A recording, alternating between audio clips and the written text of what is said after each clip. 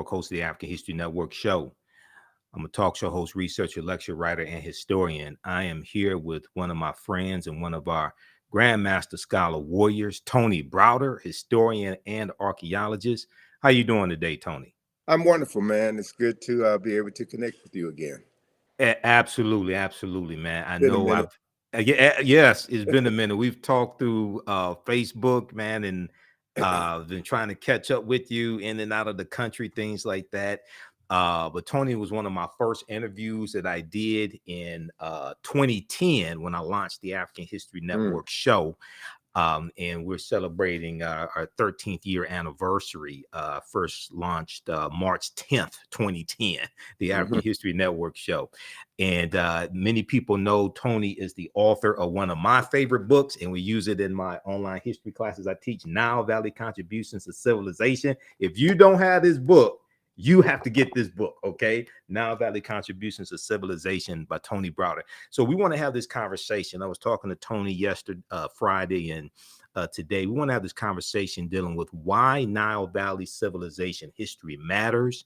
And we're going to talk about some African queens, and also with Queen Cleopatra, we're going to put this in a historical context as well. All right.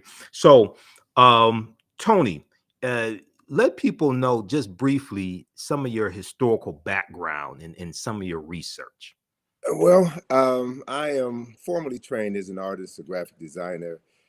My interest in history was piqued on February the 21st, 1977. That was probably before some of your listeners were born. That was when I met Ivan Van Sertima. Dr. Ivan Van Sertima was speaking at Georgetown Law School. He had just previously published They Came Before Columbus, the African Presence in America. And it was during that lecture that Van Sertima documented the pre-Columbian presence of Africans from the Nile Valley who had built ships, navigated the Nile River, Mediterranean Sea, and made numerous journeys to the Americas, principally in Mexico, where they brought their cargo of knowledge, astronomy, architecture, engineering, and agriculture, and influenced, helped to jumpstart civilization in the Americas, and that they were known to these ancient people as the Olmecs. And there were at least 20 large heads of these stone-carved heads of these Africans that were placed on ceremonial temples and mounds throughout Mexico. And what really blew my mind was when Van Sertima said that these Africans who had come to Mexico from the Nile Valley were from Egypt, and they were black. They were from Kush, and they were black. And this was the first time in my life I had ever heard anyone say this, because everything that I had read, everything that I had seen in television, everything that I had learned in every school that I had attended, even though they were predominantly black schools, taught just the reverse. So my mind was blown upon hearing Dr. Van Sertima's lecture, and that prompted me to begin to revisit everything that I had learned. And then I discovered what I referred to as forbidden knowledge. Information, historical information, which has been intentionally withheld from certain populations in order to influence how they see themselves, how they see the world, and how they interact with others. So it was my interest in learning this forbidden history that prompted my travels to Egypt, that prompted my my writing, my interest in studying this information. And another major turning point in my life was in September of 1984, when Ivan Van Sertima, along with Charles French and Asa Hilliard, sponsored the Nile Valley Conference at Morehouse College. And that 4-day event cemented to me the power of knowledge.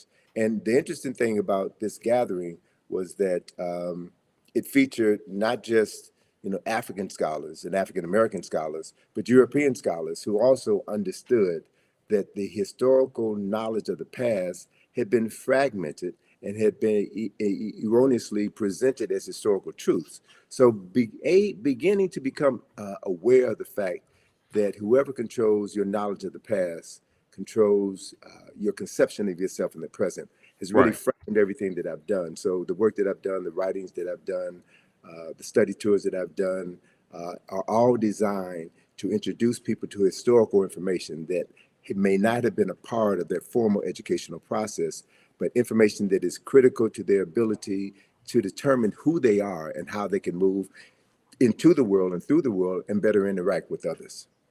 Okay, excellent, excellent. Now, in just a point of note, because people are asking, so today is Sunday, April 23rd, 2023. We're live right now. So people are asking that. And you set the tone for this conversation, Tony, because I got to ask you a question about the Olmecs as well. Okay. Because you just mentioned the Olmecs, right? And I teach about this in my class. And in Dr. David Imhotep's book, The First Americans Were Africans, Documented Evidence, he talks about the Olmec, Mandinka, Egyptian or ancient Kemetic connection. Okay. I want to have you explain that in just a minute. And then also, okay, CS, thanks for your support. If you want to support the African History Network, visit our website, theafricanhistorynetwork.com, theafricanhistorynetwork.com. You all can support us through Cash App, $, the AHN show through Cash App, and PayPal, paypal.me/the AHN show. And when you do it through YouTube, they take a third of it, just so people know, because they're trying to support through YouTube. Okay. Also, give your website, Tony, and let people know how they can support your work. And then I'm going to have you answer that question about the Olmecs. Sure. Well, our website for IKG is www.ikg-info.com, ikg-info.com. That organization turned 41 years old this past February. So we've been doing this for a minute. Yes. And it's a process that is near and dear to my heart because it's all about raising awareness and, as a consequence, raising consciousness. So with regards to the Olmec, I was blessed, brother, to have traveled to Mexico twice with Van Sertima and to see these Olmec heads. And one of the most important parts of our two journeys together was that Van Sertima took the group to the home of Alexander von Wutenow. Yes. Von Wutenow was a former German diplomat who left the German diplomatic corps as Hitler rose in power and demanded that every diplomat swear their allegiance to the Nazi party. So he resigned rather than do that and settled in Mexico City and became a historian of note. Von Wutenow had the largest collection of Olmec figurines, terracotta Olmec figurines in the world. And he literally took us through his house, took us through his museum and showed us these pieces and explained who the Olmecs were. Now, what's significant to put this in historical context, okay, that we've got these heads, and Van Sertima was not the first scholar to write about the pre-Columbian African presence in America. Leo Weiner was one of the first scholars. And even Von Wutenow himself has written extensively on this subject matter. So he's showing us that the selection of the very clay that was used to depict these Olmecs was a dark brown clay. And they had access to various colors clay. So he very skillfully and intelligently showed us the difference between the Olmec people and the Toltec people or the Mayan people based on the type of clay that was used to represent these people. So color was an important aspect of his presentation. Another important aspect, man, is that the year, I'm blanking on the year, but the year that we met him was the year that the Berlin Wall had failed. Okay. And Von Wutenow now had an opportunity to go back to Germany because his family were very wealthy and landowners. And so he had a prescribed period of time to go back to Germany and reclaim the land of his forefathers that was appropriated during the Nazi regime. So when we came back to Mexico the following year, we met with Von Wutenow again, and he told us some phenomenal stories about his trip back home to Germany, where he had not been for over 40 years.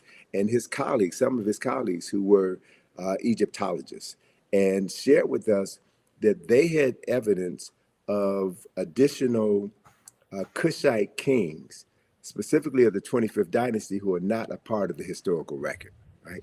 So to be able to be in the presence of people who have access to firsthand documentation and can see beyond the veil and add more depth and clarity to a history that has been marginalized was significant to me, was critically important to me. And to be able to travel with Van Sertima, a highly respected scholar, who was instrumental in transforming the lives of hundreds of thousands of people throughout the United States and around the world was also critically important to me. But one other factor that hurt me to my heart was to learn that Van Sertima was denied tenure at Rutgers University because he had written They Came Before Columbus, the African Presence in America. Matter of fact, Van Sertima told me that writing that book was the end of his academic career. And what that says, what that Wow. speaks to, is that there are organizations, institutions, and very powerful people at play who want to make sure that certain information never becomes a part of school curricula. Certain information is intentionally withheld because it will affect the consciousness of tens of thousands and maybe even millions of people around the world. So this is no joke. This is no game. This is something that I take very seriously. Yes, you And one do. of the things that Van Sertima taught me that I hold on to is that one should never say anything in public that you can't validate with at least 4 sources. So it's not about just popping off, just Yes. just The because you're mouth angry. poppers. The mouth No, poppers. no, You it's can't do about that. being serious, and it's about understanding that this is not a sprint. This is a marathon, Hmm. and that we have to be able to transform the consciousness of tens of millions of people who have been denied the right to read, to write, to reason, and to articulate what they know. So Right. it's about participating in an ancestral tradition that we are bound to be heartfully engaged in for the benefit of all the people who never had the opportunity to do what we're doing right now. So I take this very seriously, and I don't believe in getting caught in the fray. I'm looking Hmm. at the long game. This is a Right. marathon, not a sprint, and it's about shaping the world that our children's children are going to inhabit. I also want to share with you, if you don't mind, Go man. ahead. We talked briefly about this concept of agnotology, right? Yes. Agnotology, and there's a book by that name that was published several years ago. And the definition of agnotology will sound familiar to some of your listeners who are familiar with what you do. Okay. Agnotology is described as the study of culturally induced ignorance or doubt, particularly the publication or dissemination via the media of inaccurate or misleading scientific data and the creation of institutions to promote disinformation. All right. So Okay. And there are spell agnotology. Agnotology, Right. agnotology. All right. Right. And I'm Uh, looking at this Stanford University Press. I'm gonna show mhm. this on the screen here. Just a second. Go ahead. Okay. And so for those of us who have been studying this form of brainwashing, if you will, or Hmm. propaganda, if you will, we should be aware of the book that was written by Dr. Carter G. Woodson in 1933 called The Miseducation of the Negro. So Right. agnotology is another word for miseducation. It is the intentional marketing of ignorance in order to move people in a specific direction. And so the media, based on my experience and my background in the media, marketing, advertising, and design, I know very clearly that the media, i.e., social media, is the most powerful form of mental manipulation ever created in the history of the world. And Hmm. so we have heard about, um, uh, you know, Russians planting disinformation on social media in order to stir up animus in the United States Right. during previous presidential elections. Correct. So, folk who understand the power of misinformation and the power of being an unseen hand in the internet, in cyberspace, you don't know where these messages are coming from. Hmm. People have a tendency to be people. A large segment of the population is addicted to this information. They're addicted to information that excites them and moves them to emote as opposed to moving them to think and process what they're doing. And so it's so critically important at this particular point in time in history, Michael, that we understand how we're being manipulated by information, and how critical it is that as we move through um, the next presidential election cycle Right. and what happens after that, how we will continue to be manipulated. Emotional buttons will be pushed. And as they're pushed, people will think less. They'll talk more and think less and engage in activities that would be detrimental to the well-being of society as a whole. So it's important to choose our arguments carefully and to have your talking points down pat and to know that those talking points are grounded in history, not Yes. mythology, not anger, not racism, but documented facts that can be substantiated. So when two people have a discussion, you bring your facts. And anyone who is a serious student of history knows that nobody knows everything. That Correct. as more information is being uncovered, it changes our perception of what we thought we knew. So it's very difficult to win an argument when you're talking with a fool. It's very difficult to win an argument when you're talking with someone who already has their mind made up. There's a saying, my mind is already made up, so don't confuse me with the truth. Hmm. So we've seen here in this country, brother, within the last 7 years, how misinformation and disinformation have divided this country to the point where we may literally be standing on the verge of a civil war, Right.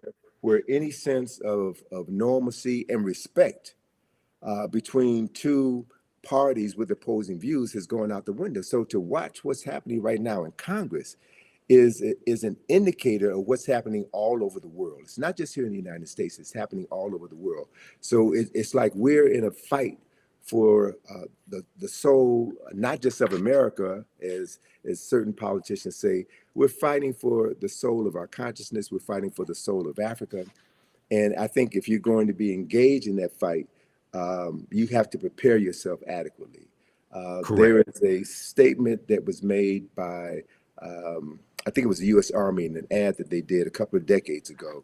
They said that the first battle in any war takes place in the mind.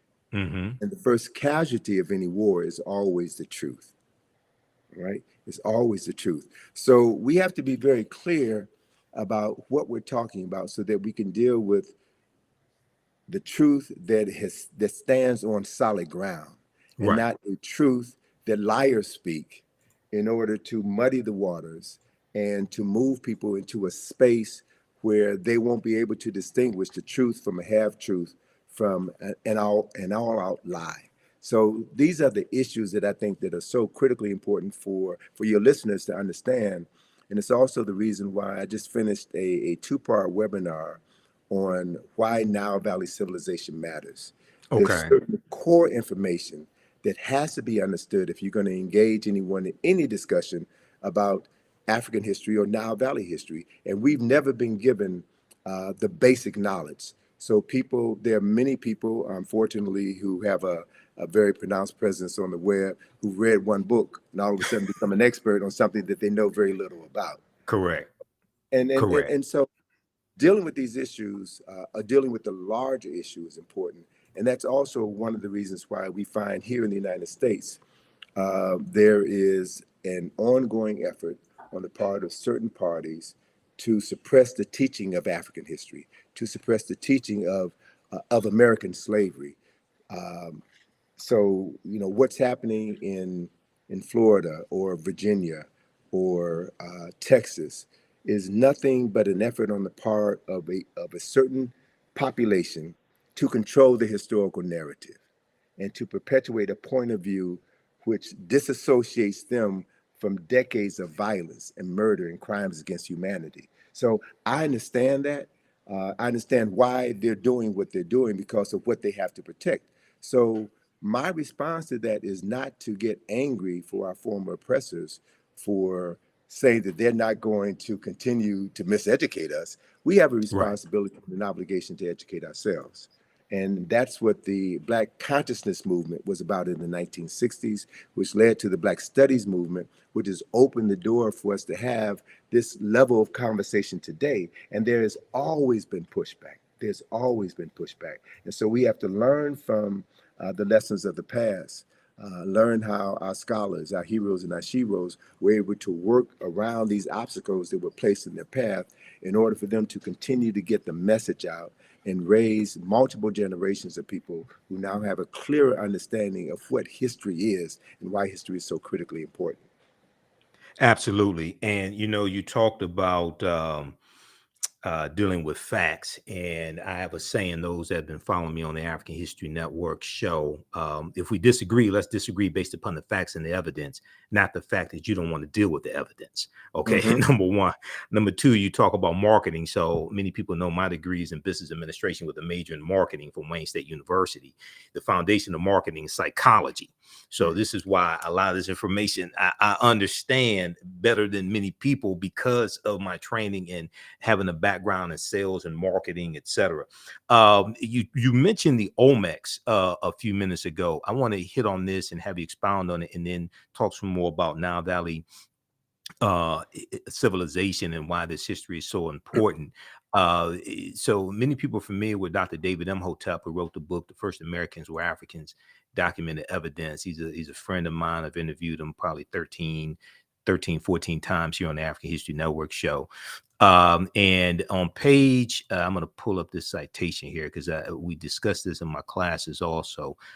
Page, what page is that in this book? He deals with the Olmec. He talks about the Olmec connection and what you just hit on. I want you to expound on this, because when we start talking about the African presence dealing with the Olmecs, we get a lot of pushback, or people saying, "Oh, you're lying," things of this nature. Okay, so he deals with the. Let's pull this up here. Mandinka Egyptian Olmec connection. Mandinka Egyptian Olmec connection. And I'm going to try to flip over to this slide here. Just bear with me for a second. I got to close out one of these presentations. All right. Let's look at this here. So he says, let's see here. Let's go to current slide. A major ethnic group. And now this is from page 82, I think it is, of the First Americans Were Africans, Documented Evidence. A major ethnic group among the ancient Egyptians were the Manding people, a Niger-Congo homeland in the general vicinity of the Upper Nile Valley, is probably as good a hypothesis as any for the origin of the Manding. And let me try to reconnect here. I want to show this slide. Okay, so we'll do this, and let's go here. All right, resume slideshow. That's what we need. The proto-Manding migration. The proto-Manding migration had to have taken place during the African Aqualithic period. That was a wet period in Africa that lasted thousands of years, at a time when the Sahara was fertile and had river systems and great lakes. All right, now I'm going to try to, okay, so go ahead and talk about, there's some more here I'll get to, but go ahead and talk about the Olmec connection, because when we talk about the Olmecs, you have people who say, oh no, the Olmecs they had nothing to do with Africa or anything like that. Who were the Olmecs, and what's the connection between the Olmecs and ancient Kemet? Sure. Well, anytime new ideas are introduced into the academy, there will be those who will reject those new ideas, because reputations are built on maintaining certain concepts and ideas. Right. So, as a matter of fact, one of the foremost Mesoamerican scholars was Michael Coe of Yale University, Mm-hmm. and he railed against Ivan Van Sertima and his publication, They Came Before Columbus, and the Olmecs, the fact that the Olmecs were African. It was Michael Coe who said, and there you go. I was going to ask you if you had any images of an Olmec head. This is perfect. Yeah. It was Michael Coe who stated, and this is someone with a PhD in Mesoamerican history who taught at Yale University. Michael Coe said that the reason why these Olmec statues had broad noses and thick lips is because the people who carved those statues didn't have the tools to make thin I've noses heard and thin lips. that. All right. So that quote came from Michael Coe. Okay. Spell his There are last name, please. certain Spell his last name. COE. C-O-E. Michael Coe. Okay. Yes. And Van Sertima, in describing this particular Olmec head, and this is at Villahermosa. I think it's at Villahermosa. No. Oh God, it'll come back to me. Okay. But this particular museum is an incredible museum, man. They have one of the largest collection of Olmec heads, and the Mexican architect who designed this museum, I think it is Villahermosa. The Mexican architect who designed this museum also designed the Nubia Museum in Aswan. Okay. Right? And so Van Sertima had pointed out that the helmet, the leather helmet that is worn by this Olmec personality and several other Olmecs, is practically identical to the leather helmets worn by Nubian warriors. Mm-hmm. Right? Right. So he's drawn a number of interesting parallels between these cultures. He's got maps in his book that shows the migratory pattern of the Olmecs from the west coast of Africa, who were able to catch currents that brought them over to the Americas.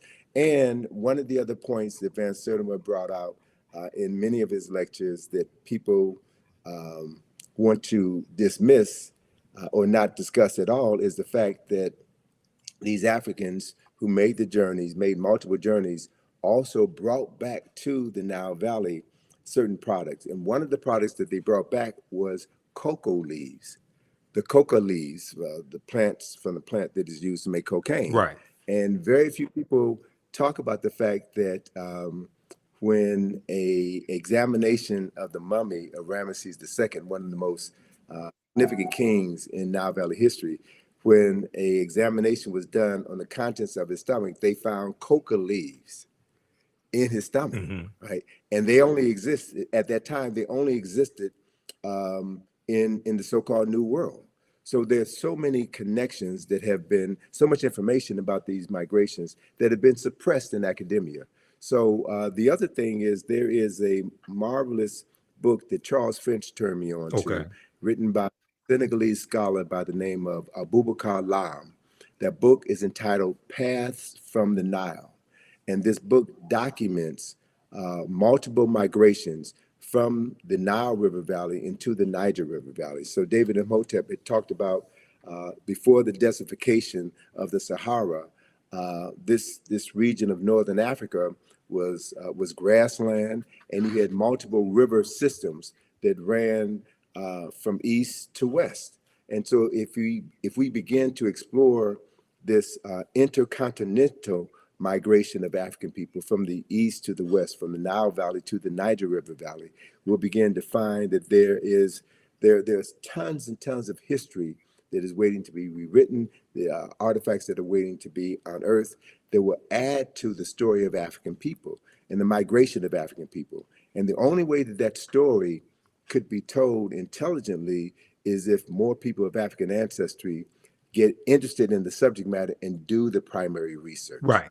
So, you know, I hope that what I've done throughout my career has served as a model to encourage others to get involved in traveling to Africa and doing the research, documenting what you found, and helping to bring this information out of the darkness into the light. Absolutely. And you know, you talk about primary research. Professor Manu Pim, who's a friend of mine as well, he talks about primary research as well. Dr. Leonard Jeffries, Professor James Small, those are two of my teachers. Professor Kabahai Wata Kamene, Dr. David Imhotep, they talk about the need for primary research. Okay, so this section here, this is from page 82 of the First Americans Were Africans, Documented Evidence. And as I said, Dr. David Imhotep deals with the Mandinka Egyptian Olmec connection, or the Manding. He said the Nile flowed west across the Sahara and emptied into the Atlantic Ocean during very ancient times. This would have enabled East Africans direct access to the Atlantic Ocean. The longer route would be to sail to the Nile River north to the Mediterranean Sea and then head west to the Atlantic Ocean. When the Manding reached Central America and began mixing with the local population, they were labeled Olmecs. Okay, when the Manding or Mandinka reached Central America and began mixing with the local population, they were labeled Olmecs. The Olmecs were supposedly a mixture of the Manding or Mandinka and American Indians, or people who we would term, Native Americans, or however you want to phrase that. Do not forget that the Manding made up the base of the Olmecs. So the Egyptians, or the ancient Kemetic people, the Kemet II, the ancient Kemites, the Manding and the base of the Olmecs are related to each other. So just briefly talk about that, because there's so much, there's so many attempts when we talk about the Olmecs, and we're not saying that the Olmecs did not have any Native American ancestry or anything like this. We're not trying to take away somebody else's history. We're trying to correct history. Well, a couple of things I want to add to that. One clarification I want to make is that the Nile Valley flows from south to north, but within the lower Nile Valley, you had other river systems that flowed from east to west. So I just want to clarify one thing. So it wasn't the Nile Valley that flowed from east to west. It flows from south to north. The tributaries that flowed off of the Nile, or fed into the Nile. So what that implies, a couple of things. Those of us who have studied Nile Valley civilization, the Nile River is the longest river in the world, 4,120 miles approximately. It begins in the highlands to the south. There are two primary sources for the Nile River: Lake Nyanza in Uganda, now known as Lake Victoria, because when Europeans discover Africans, they rename things that Africans had. But that's the source of the White Nile. And then you have the Blue Nile, which comes out of Lake Tana. The Blue Nile is the primary source for 90% of the water that flows from Khartoum north into the Mediterranean Sea through Kush and through Kemet. By the time the waters from the White Nile reach Khartoum, where the two rivers join together, 90% of the water from the White Nile has evaporated. So it's not only the water from Ethiopia, but the silt in the water from Ethiopia that made the Nile Valley, the lower Nile Valley, the most fertile land on earth. So Dr. John Henry Clark refers to the Nile Valley as the world's longest and oldest cultural highway. So we know the people, products, resources, in addition to the water, flow from south to north. So when you look at the development of Nile Valley civilization, you'll find that the primary science, the primary mythology, if you will, of Nile Valley civilization came out of the south, came out of the upper Nile Valley. And I'll share this with you, and then I'll go on to finish answering your question. So the primary mythology of Kemet and Kush is associated with Asar, Aset, and Heru, who we know better by their Greek names, Osiris, Isis, and Horus. They're the foundational mythology of Kemet. That story of Asar, Aset, and Heru that was instrumental in the founding of Kemet from the first dynasty on, that story originated in Ethiopia at least 4 to 6,000 years earlier, among the people known in southern Ethiopia as the Omoro people. That same story is there. And as it flowed northward down the Nile, it modified over time, right? And became slightly interpreted, but that is a fundamental story. So you also had situations where as Africans migrated from south to the north, they also migrated from the east to the west. So there was this flow, this intergenerational transference of knowledge and technology over time and space from the east coast of Africa to the west coast of Africa.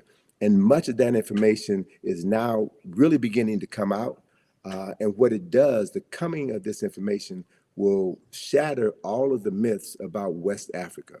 And there are scholars now in Ghana, Senegal, Nigeria, Cameroon, and Mali, who are now talking about their ancestral migrations from the Nile River Valley into the Niger River Valley.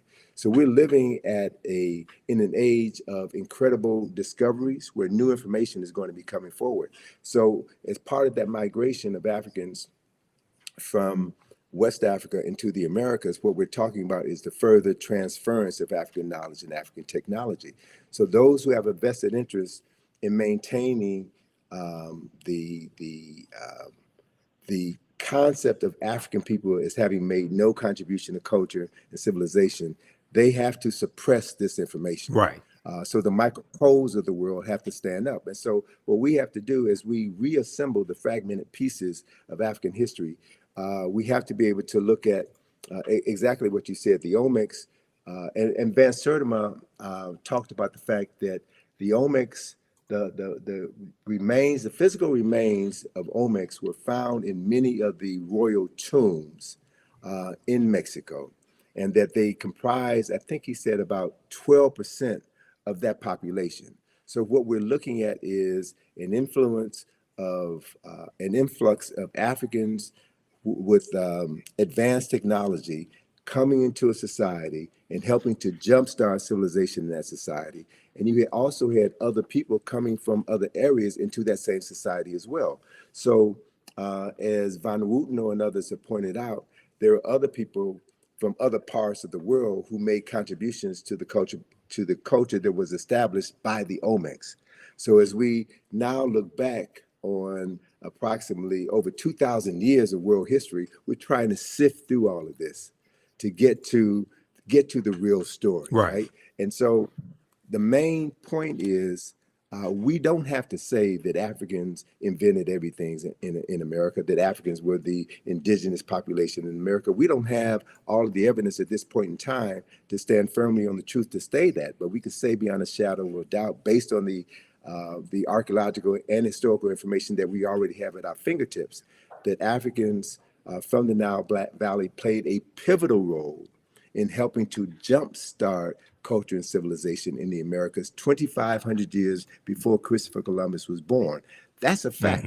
And so again, I'm not about just talking smack just to be talking smack. We talk facts. We talk facts based on the documented evidence that we have, and we also understand that not everybody is willing to accept the truth.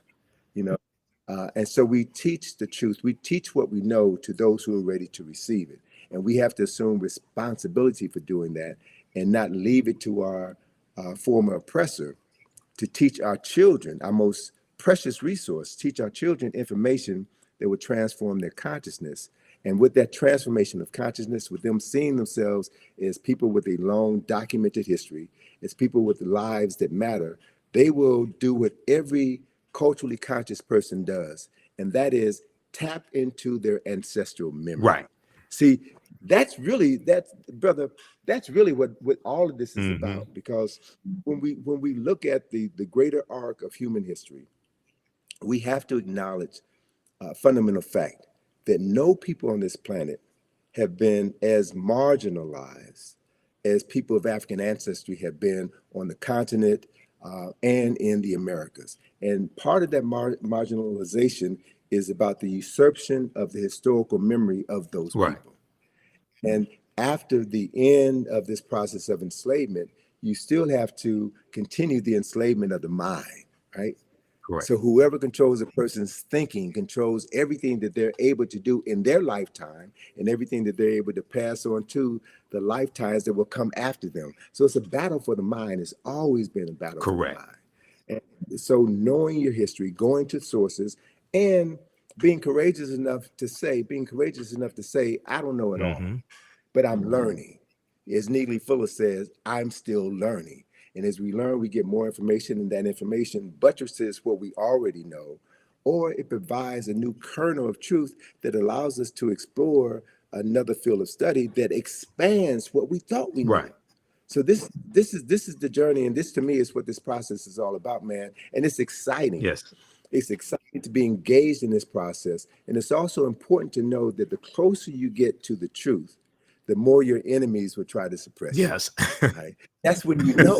That's when you know you're going in the right direction. So we can't allow ourselves. And I'm glad you put Dr. Jeffries up there again, because just 2 weeks ago, the powers that be came after his nephew, Hakeem Right. Jeffries. Representative Right? Hakeem That's not Jeffries. an accident. Yep.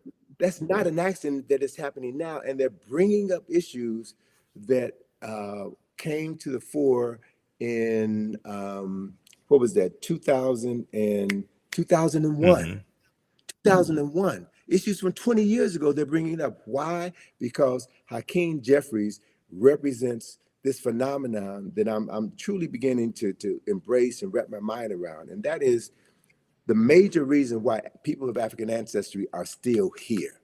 The reason why we have not been exterminated is because of the power that we carry within us, this genetic memory that has been driving us and allowing certain people within our group to overcome seemingly insurmountable odds. So it's not just us doing this, it's the ancestors working through us.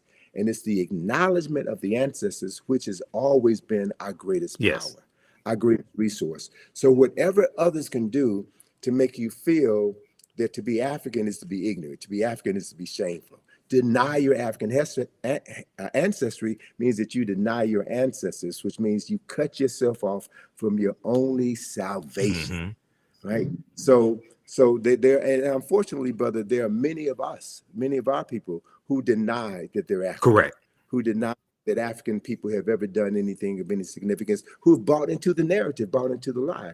Those people will be marginalized by their unwillingness to embrace a larger historical truth, and that's on them. Right. Not everybody is going to get it. Not everybody is capable of understanding what is at play, and that are those people who have always been in opposition to the restoration of the African mind, the restoration of African consciousness, will always fund those people who will undermine this effort. That has always been the case. That's part of what COINTELPRO is about. Counterintelligence program. Yes. Yes, and also the use of government infiltrators to undermine organizations that were working on behalf of the advancement of African people. The Black Panther Party was infiltrated by these people. Anyone who saw Judas and the Black Messiah, right, saw that. And that story hit home to me because I'm from the west side of Chicago. Okay.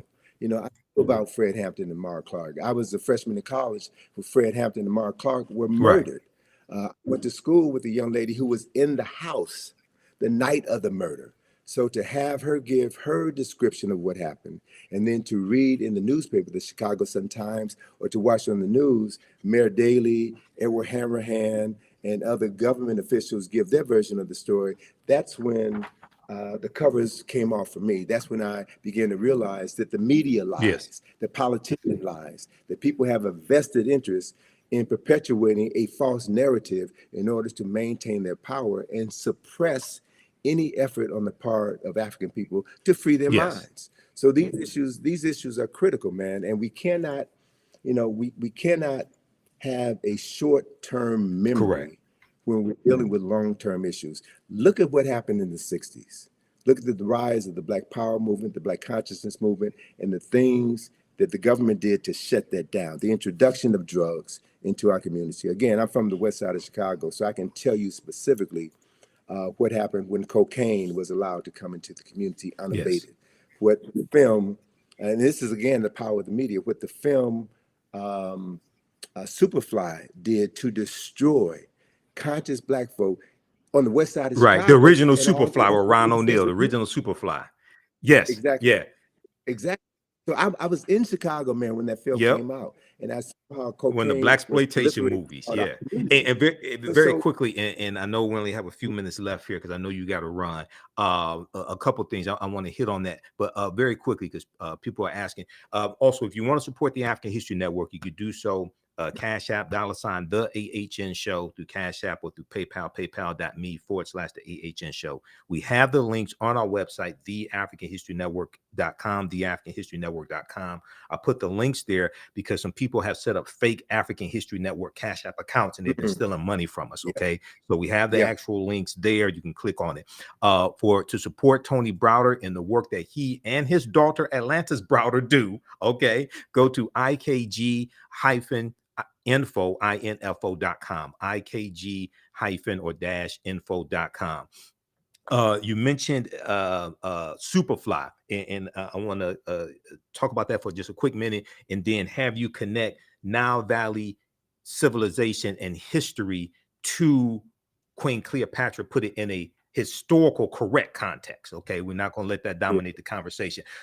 Nathan McCall, the author Nathan McCall, he had a book out in the 1990s called Makes Me Want to Holler. African-American man makes me want to holler. And I read his book, and he talked about how in the 70s the movie Superfly made he and his friends want to sell drugs, to live that type of lifestyle. Okay. And he ended up going to prison. He became a journalist. I think it was either the Washington Post he ended up writing for. Washington Post. Yeah, I read his book, and his book was fantastic. And I had the book on tape, but that deals with the power of the media. Okay. And Dr. Leonard Jeffries has talked about previously how those blaxploitation movies, not all of them, there were some good movies, but how some of those movies showed us in the worst light and promoted drug usage, pimping, selling drugs, things of this nature. And white people profited off of these degrading images of African Americans. Right after Dr. King's assassinated in 1968, Malcolm X assassinated in 65, the Black Panther Party for Self-Defense is infiltrated and largely derailed. Okay. And then you have these movies. So we got to understand that chronology. Connect the Nile Valley civilization history to putting Queen Cleopatra VII in the correct historical context, please. Great. So the perfect example I can give you is the work of Dr. Asa G. Hilliard III, who established a framework for understanding Nile Valley civilization. And he divided Nile Valley civilization into 4 golden ages. The first golden age was dynasties 3 through 6, when all of the Mir or pyramids were constructed. The second golden age was dynasties 11 and 12, when all of the great literature, the philosophical literature, the scientific literature, the moral literature for the nation was established during that period of time. The third golden age and the longest golden age is dynasties 18 and 19, when Kemet was forced to become an imperialistic nation because of continued intrusions from the north.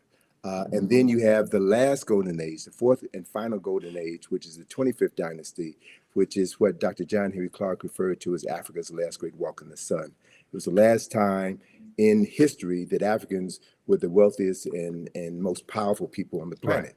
So if you understand that framework, then after the 25th dynasty, and there were 30 dynasties in the history of dynastic Egypt, Kemet civilization fell in 332 BC with the advent of Alexander of Macedonia conquering Kemet and turning Kemet into Egypt. Egypt is a Greek word. Pyramid is a Egypt is a Greek word.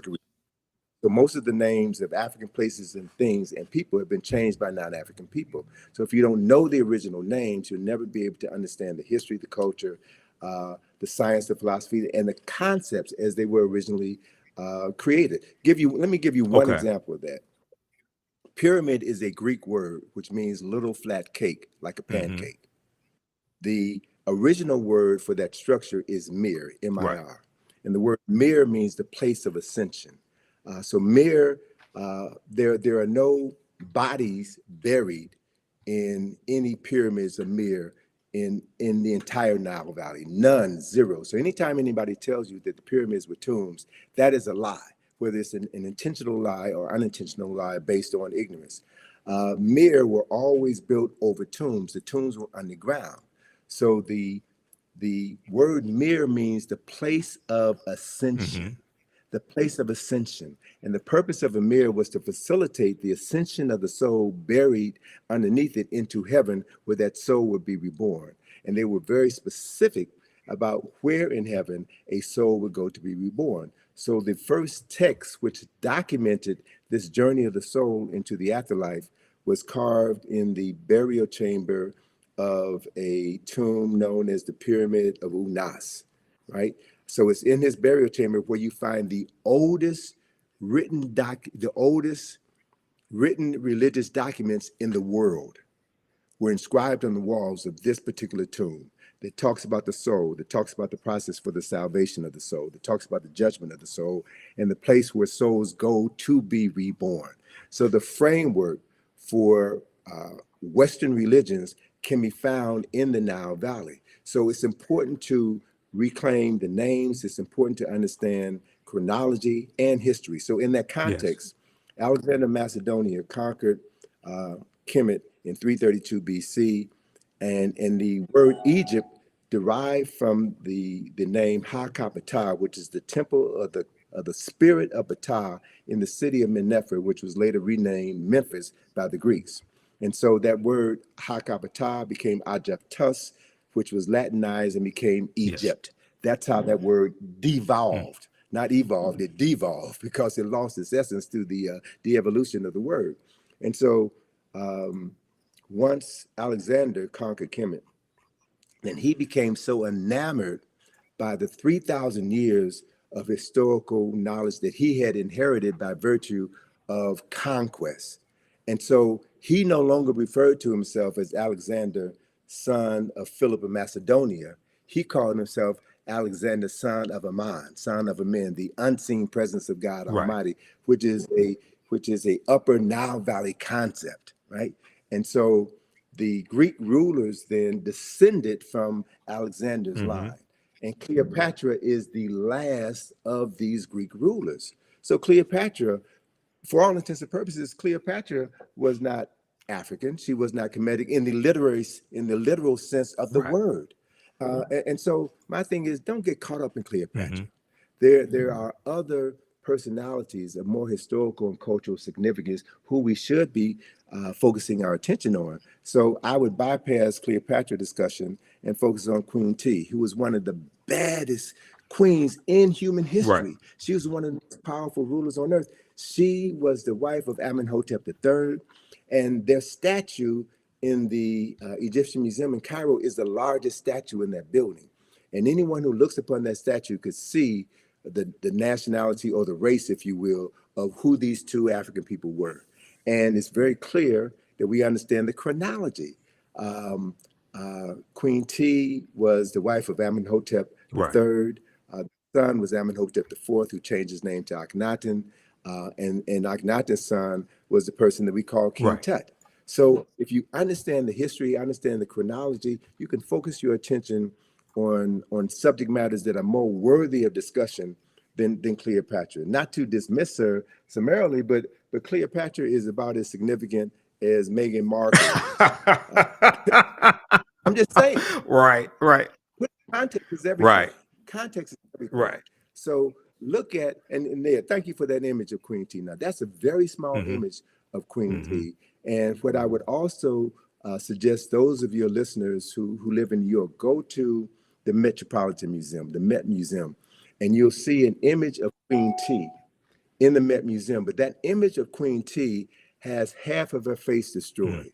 And there was an article that was written in the 1970s that was an attack against African-centered scholars. And Asa Hilliard brought this knowledge to our attention. The people from the New York Times had interviewed him as part of this same debate that folk are having right now about Cleopatra and African history. And Asa Hilliard showed this image of Queen T. And this image of Queen T, I love it so much because it reminds me so much of my dear friend, Dr. Francis Cress Wellison, with the afro, the stern look, and a woman who was clearly in control of herself and her destiny. So Asa referenced that face of Queen T in the Metropolitan Museum with half the face knocked off. So they had an opportunity, the New York Times had an opportunity to tell the truth, but they chose not to. And so these are the games that we're playing with, and we have to, be very careful about who we get our information from. We should read everything, but read everything with a critical eye so that you can discern when someone is being deceptive.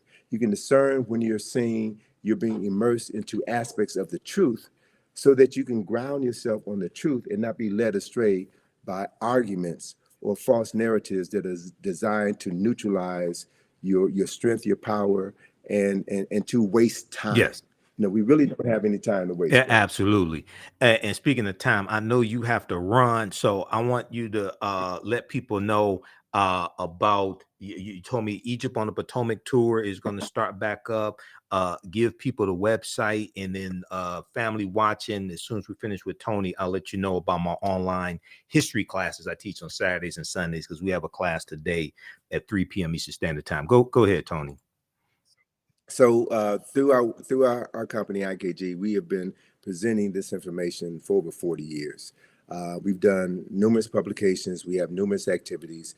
One of our most significant activities is our Egypt on the Potomac field trip, which is something that I created in 1986.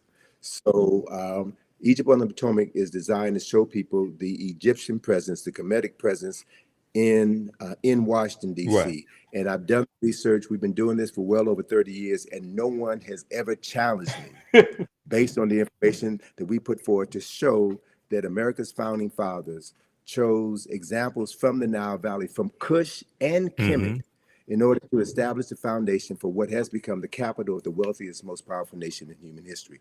So that activity has been curtailed for the past 3 years because of COVID.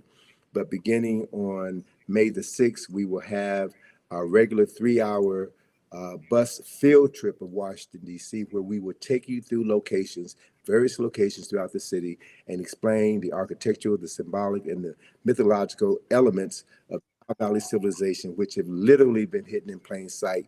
We connect the dots, and we empower people with the ability to see their history and use that history to transform their consciousness. So anyone can go to our website, ikg-info.com. We also have another project that we're going to be unveiling at the Thurgood Marshall Center, where we're based in DC.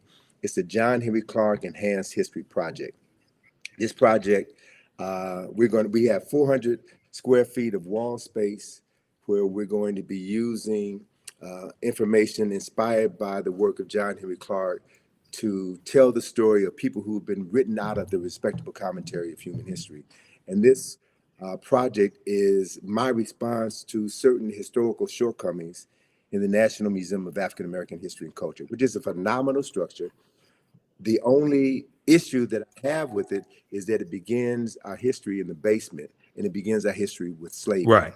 It doesn't talk about who we were prior to our enslavement. Exactly. So the cornerstone of the John Henry Clark Enhanced History Project is a 25-foot long mural, which illustrates 8,000 years of African excellence and success, an undeniable 8,000 years of African excellence and success, which was undermined by the Ma'afa, the European and Arab enslavement of African people. But we have come through the Ma'afa. We have survived. Yes. And through the work that you're doing, through the work that others are doing, we are doing our best to bring forbidden knowledge into the community that needs the knowledge the most, so that they can transform their consciousness and create a world that is worthy of their children and their children's children's inheriting, based on accessing ancestral knowledge and recreating the genius that we were born with. So that's the process, man. And let me just, in closing, let me just share that my good colleague, Charles French, has a new book coming out next month. It's 10,000 years of Nile Valley history. Okay. 10,000 years of Nile Valley history. So I'm really pleased to see that there's more scholars, more sisters and brothers who are doing the work and documenting a history that has been suppressed for so long. And all we have to do is read and study and create spaces within our home. Every home should have a library. Correct. Right?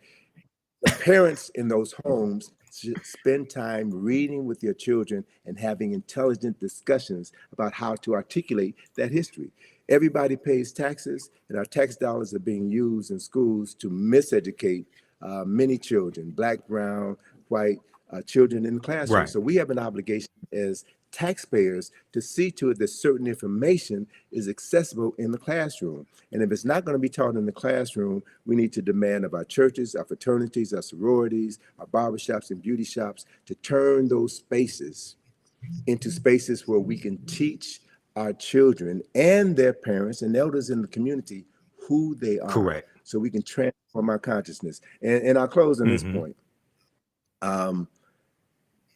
You know, I'm kind of peeved that folk are spending too much time talking about Cleopatra. And I need to hear folk talk about what's wrong with Megan Thee Stallion. Woo! What's wrong with Cardi Hey, B? brother, they don't want to have that Because- conversation. Oh, let me just say quickly, and I'll let you go ahead and finish. Dude, the information I put out about the song WAP from Cardi B and Megan Thee Stallion. Now, here's the thing. When we do a systems analysis, I went through and broke this whole thing down. And I said they would never have a top white female artist put out sexually explicit lyrics like that, because they understand that whatever's disseminated becomes imitated. And they have too much respect for white women. But here's the thing. The majority of my criticism of WAP and the whole thing in the video wasn't towards Cardi B and Megan Thee Stallion, even though I would say they get 10%. The majority of the criticism I had was for Atlantic Records, a white corporation, financing this, because they would not do that for a white woman. And the baseline says there's some whores in this house and repeats that phrase about 79 times. And in the video, all the women are of African descent except Kylie Jenner. And you have white people to put together an online petition to have Kylie Jenner digitally removed from the video because you only protect what you respect. And they saw that white woman as somebody who needed to be saved. You Negroes, you can keep doing that. You can be the whores in this house. This white woman, you too good for that. Go ahead, brother. All right. So I mean, but and that's a valid point, and it speaks to exactly the point that I want to make. People who love themselves and love their women and love their children do not allow their image to be Exactly. defined. The other important issue is I travel around the world, brother. And once you get outside of America, you see a whole different world. And what embarrasses me is to see these videos on television stations in Africa, in Europe, in South America. And I would say this. In all fairness, all right, if you want to show Black women behaving this way, then let's see some white women behaving that way. Let's see some Jewish. Let's level the playing field. But it's only us because it's about disparaging us, and it's about maintaining this ideology of Afrophobia, this fear of Black folk, this disrespect for Black folk. And so we have to accept responsibility for that. So I'm not going to let Megan Thee Stallion and Cardi B off the hook. I'm not going to let them off the hook because they are rewarded for that. By Megan Thee Stallion was Person of the Year, Time magazine. They appear on Saturday Night Live. They appear on all of these programs. So what that does is send a message to young and impressionable Black women, Black girls. If you want to get paid, if you want respect, wear weave, wear these fake nails, wear all of these things that deny your true essence in order to be accepted by a community that has never had any interest or desire in you. And so these are conversations that need to be had. Many of these conversations, I think, should be had behind closed doors and not on the internet, because you never know who's listening. We need to have private conversations, and we need to talk about how we can advance the culture and present favorable images of us, because the media, as I stated at the beginning of this conversation, the media is the most powerful form of mental manipulation ever created. And we're getting played. Right. We're getting played. So, I always encourage people to take responsibility for yourself, to think before you speak, and to think about the long-term implications of everything you do. So emotion is all right, but emotion needs to be balanced with intelligence. It needs to be balanced with the ability to articulate what you think and to associate with people who are doing the same thing. The reality is, what I've learned over my 71 years of life here on planet Earth is that this information is not for everybody. You're not going to get everybody. It ain't about everybody. It's about moving and working with those people who are willing to learn, willing to commit themselves to something greater than their own individual and selfish interests. It's about building for future generations. So that process is happening, brothers. I'm encountering more younger sisters and brothers. When I say younger, I mean folk in their 20s, 30s, and Okay. 40s who are finally getting it, who are thirsty, who want this information. These are the people that we need to be focusing on. We need to help frame the historical understanding of topics so that they don't get sidetracked by these games, by these traps that are set up just to waste their Right. time, but stay focused like a laser, do the work, love Yes. yourself, right? And demonstrate that love and how you interact with other people who look like you, and build something tangible together that is going to outlive you, something tangible that can be passed on to future generations. And if you can do that, man, if you can do that throughout your lifetime, then we can say that the day will come when our ancestors will return and have bodies to use that will allow them to create heaven on earth once again. Yes. It doesn't make sense to me, and I keep saying I'm going to close on this, but Hey, just take your time, man. I know you got something to do after this, but take your time. I'm not rushing you. Okay.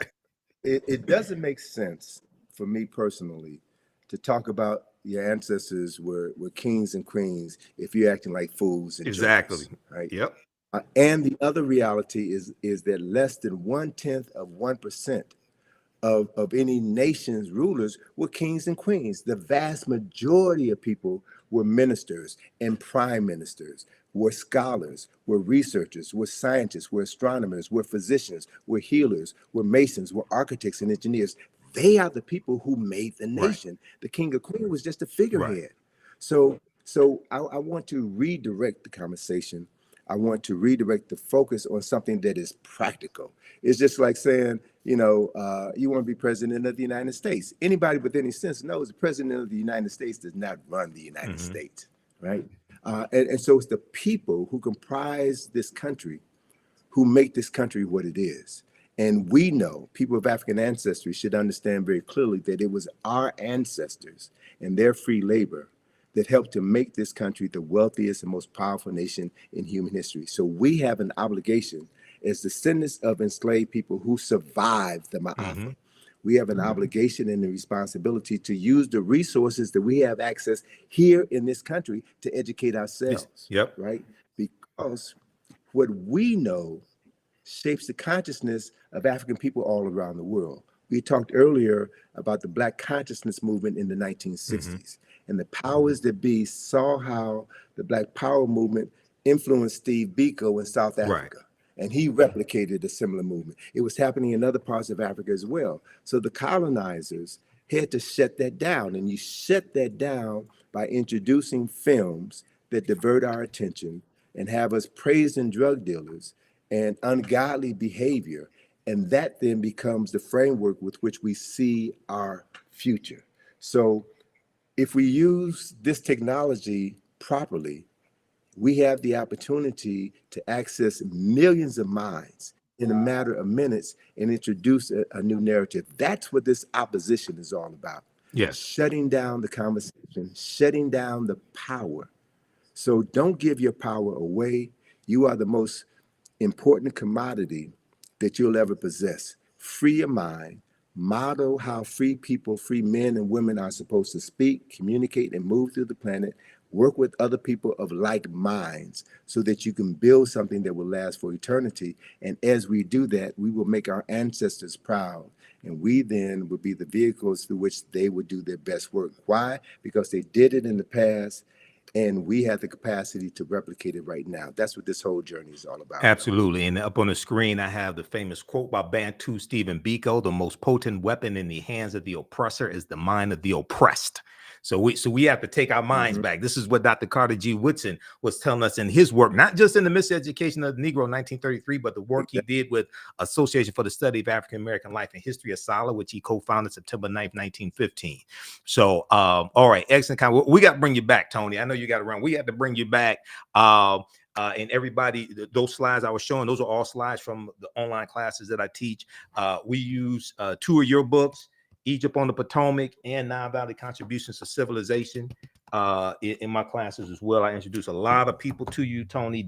I read this book back in 1994. I just got this new copy last year from Brother Haki Ami Shakur. But my original copies from 1994, the pages were falling out. I had to get a new copy, man. But that book I read from the Browder file first. Then in 94 at Wayne, when I was at Wayne State University, I read Nile Valley Contributions to Civilization. It blew my mind, man. I haven't been right since. Okay, it corrected my mind. Right. You have been right. It corrected my mind, man, but it blew me away, brother. So you got to write. This is volume 1, man. You got to write volume 2. You got about 20 volumes in you, brother, man. But you got to write volume 2, brother. Well, brother, that's one of the reasons why I need to use the time that I have left to redirect my energies. I've got a ton of information that I need to get out. Yes. And so I'm going to be focusing on doing more writing and continuing to push my daughter out, because what I have established is a legacy that she's going to continue. So, last December, I had some health challenges, and I was unable to travel to Egypt, take my group to Egypt. So my daughter stepped up and did it. Oh, that's good. So to Shout out know to Atlantis. that we're preparing the next generation, man, is really what this thing is all about. Because we're not going to live forever, and we can't do everything ourselves. So we should be training cadres of young people, man, to know who they are and to live that knowledge in everything that they do. That then is how we change the world. So, it's a pleasure to be on the program. We got to have you back soon, brother. Yep. And I'm wearing the Black Friday shirt because we're in the documentary series from Rick Mathers, director Rick Mathers, Black Friday, What Legacy Will You Leave? Okay. All right, Tony, everybody visit ikg-info.com. Support Tony Browder, support his daughter Atlantis Browder, and also support the African History Network. All right, Tony, you have a good day, brother. Hotep. All right, peace. Take care, man. Appreciate it. Peace to you. All right, everybody. So that was one of our esteemed scholars, one of my friends for years, Tony Browder. He was one of my first interviews that I did in 2010 when I launched the African History Network show. I'm going to give you a little information about the online history classes I teach on Saturdays and Sundays. I'm Michael Imhotep, founder of the African History Network, host of the African History Network show. I'm a historian, been studying history 31 years. I'm a researcher, lecturer, writer, historian, talk show host. You see me on Roland Martin Unfiltered on Fridays.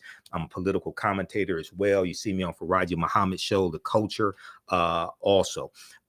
You can support us, $, the AHN show through Cash App, and also through PayPal, paypal.me/the AHN show. Visit our website, theafricanhistorynetwork.com, theafricanhistorynetwork.com, or africanhistorynetwork.com. It'll redirect you to our new website because I just bought back my domain name, africanhistorynetwork.com. We lost it, and I just bought it back. So okay, let me see.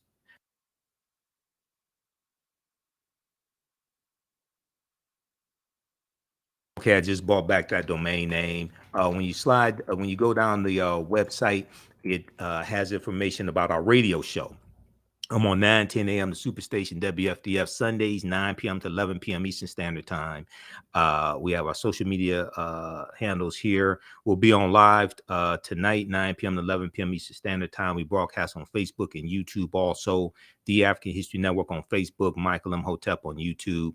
We have our PayPal, Cash App information here, $, the AHN show through Cash App, and through PayPal, paypal.me/the AHN show. And you click right here, it takes you to our QR code for PayPal. We have this graphic here. This shows the actual Cash App tag, $, the AHN show, SHOW. When you go to it, it says Michael. It may show my picture. There are about 5 fake African History Network Cash App accounts I've identified. I opened up an investigation with Cash App last year. I'm still trying to get them shut down. So these other ones like $, the AHN SHO, or $, the AHNS. These are all fake African History Network Cash App accounts. They've been stealing money from us. So I teach 2 online history classes, Saturdays, 2 p.m. to 4 p.m. Eastern Standard Time, Ancient Kemet, the Moors, and the Ma'afa. Understand the transatlantic slave trade, what they didn't teach you in school. The slides I was showing you, those are all slides from the online classes I teach. We do the sessions live. All the sessions are archived and recorded. You can go back and watch them anytime. A year from now, 2 years from now, you can go back and watch the entire course. We deal with thousands of years of history and what leads up to the transatlantic slave trade taking place. When we deal with the transatlantic slave trade, we can't start our history in slavery. We have to deal with thousands of years of history that leads up to it taking place. So if you missed our class Saturday, April 22nd, as soon as you register, you can go back and watch it. Class is on sale $60, regularly $130. This helps support the research, helps support the African History Network, helps us broadcast the show. You can click right here. We have a video that gives an overview of the classes. We have a bundle pack. You can register for both classes that I teach right now. Limited time only, $100. It's a $300 value. You'll get 5 of my lectures in digital format free. Also, they'll be in a video library. The second class I teach on Sundays, and we're teaching the class today. It's going to be 3 p.m. Eastern Standard Time. Black resistance movements from the Haitian Revolution, U.S. Civil War, Civil Rights Movement, and Black Power Movement, 1800 to 1968. And we go through a look at history chronologically from 1800 to 1968, what leads up to the Civil War taking place. We look at the Reconstruction era, 1865, 1877, Jim Crow era, Great Migration, World War I, World War II, Civil Rights Movement, Black Power Movement, to understand what happened to us after slavery ended, what were the laws and policies put in place to put us in the predicament we're in today, to understand where we need to go from here, okay? So this class picks up basically where the first one leaves off, okay? It's a crucial class. I put together the curriculum for both of these courses, been studying history 31 years. We deal with, in both of these classes, there's about 80 or so articles that we reference, books that we reference, there's a ton of information, okay? So we're teaching the class today, 3 p.m. Eastern Standard Time, Black resistance movements from the Haitian Revolution, U.S. Civil War, Civil Rights Movement, and Black Power Movement. Okay, so you can register for those classes. And very quickly here, I'll show you just a brief introduction to understand the transatlantic slave trade, what they didn't teach you in school. And that I've been teaching this class on and off since 2017, okay? We use 2 of Tony's books in the class. We use 2 books from Runoko Rashidi as well. And there's in yesterday's class, there was a interview that I did with Runoko back in 2014. And we talked about Chevalier, Joseph Ballone, who the movie Chevalier is about. All right. So I'm about to re-release that interview to let people hear that information also. Okay, let me show you this here quickly. And we dealt with this. We just had our class on Saturday, fantastic class, Ancient Kemet, the Moors, and the Ma'afa, Understanding the Transatlantic Slave Trade.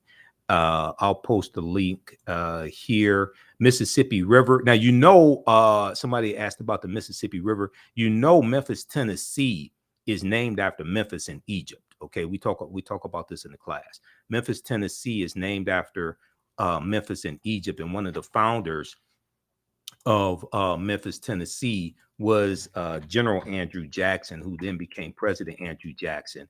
And Memphis, Tennessee sits at the mouth of the Delta, the Mississippi River, and the Mississippi River was looked at to be the Nile River of America. The Mississippi River is looked at as the American Nile. Civilizations are built along long rivers. Civilizations were built upon along the Nile River. This is something that Dr. John Henry Clark talked about as well. Okay, now, so there's a relationship between Memphis, Tennessee, and Memphis in Egypt. Now, we can't start studying our history in slavery, even when we deal with the transatlantic slave trade. We can't start in 1619. I know the 1619 project is out.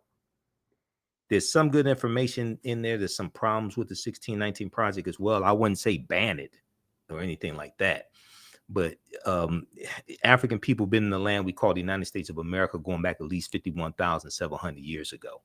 So we can't start in 1619 or the 1440s when the Portuguese get involved, 1441 with Anton Gonzalez going into Mauritania, taking out about 12 Africans, taking them back to Portugal. We have to understand the history chronologically and deal with the 800-year occupation of Europe by the Africans known as the Moors, who entered the Iberian Peninsula, today known as Spain and Portugal, from North Africa in 711 AD, led by Tariq ibn Ziyad. So in yesterday's class, We talked about the Moors going in, fighting against the Vandals and the Visigoths, and some of the things that the Moors introduced into Europe. And it's going to be the teachings that the Moors take into Europe that bring Europe out of the Dark Ages. So when you register for Ancient Kemet, the Moors, and the Ma'afa, understanding the transatlantic slave trade, what they didn't teach you in school, you can watch yesterday's class. So this course not only deals with the transatlantic slave trade, but thousands of years of history that leads up to the transatlantic slave trade taking place. August 2016-19 marked the 400th year anniversary of those 28-odd Africans or 28-odd Negroes coming into Point Comfort on the White Lion pirate ship. It was a pirate ship. It was an English pirate ship on August 2016-19 in what would later be called the colony of Virginia. This year was known as the Year of Return, as many African Americans were and continue to reconnect to Africa and are traveling to Ghana and other West African countries. When we discuss the transatlantic slave trade, we have to first understand that African people are the original people of North, Central, and South America and have been in the land we call the United States of America at least 51,700 years. So as we talked about with Tony, Dr. David Imhotep, the first Americans were Africans, documented evidence, his book. His second book came out in October of 2021. The first Americans were Africans, revised and expanded. On page 14 of his book, he deals with evidence found in Allendale County in South Carolina by Dr. Albert Goodyear, who's an archaeologist at the University of South Carolina. This was a discovery made in 2004, and they found 13 different types of evidence to thoroughly document an African presence in the land we call the United States of America, going back at least 51,700 years ago. They found artifacts, architecture, campsites, carvings, Egyptian writings, footprints in lava, genetic M174D haploid groups dealing with DNA and genetics, linguistics, paintings, skulls, skeletons, structures, and tools. They found 13 different types of evidence. This is why we can't start our history in slavery.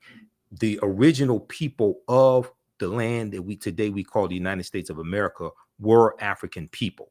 Okay, these were the Khoisan. The Khoisan have the oldest DNA on the planet. They come from Southern Africa. They're the ancestors to the Ainu and the Twa, the short-statured Africans. All right. Now here's a picture of Dr. Albert Goodyear. He's a white archaeologist at the University of South Carolina. This is an article from ScienceDaily.com that came out November 18, 2004. The name of this article is called New Evidence Puts Man in North America 50,000 Years Ago. New Evidence Puts Man in North America 50,000 years ago. The article is still there. You can go read it yourself. You can go research it yourself, okay? Radiocarbon tests of carbonized plant remains were where artifacts were unearthed last May along the Savannah River in Allendale County by University of South Carolina archaeologist Dr. Albert Goodyear indicate that the sediments containing these artifacts are at least 50,000 years old, meaning that humans inhabited North America long before the last ice age. Okay, now who were these humans? Were these brown-skinned Caucasians? Were these Europeans? Were these Asians? 51,700 years ago. Who were these people? There were no Europeans on the planet 51,700 years ago. There were no Asians.